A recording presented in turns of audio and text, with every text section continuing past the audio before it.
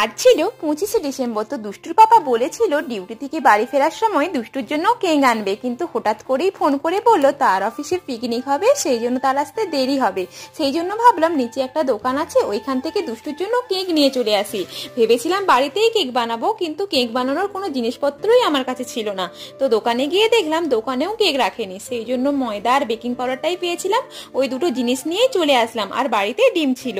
তো ওইগুলো নিয়েই কেকের পেস্টটা করে কেকটা ভয়ে ভয়ে বসিয়ে দিলাম, কারণ এভাবে আমি কখনোই কেক করিনি। আর দুষ্টু ওই পাশে বসে আছে কেক খাওয়ার জন্য।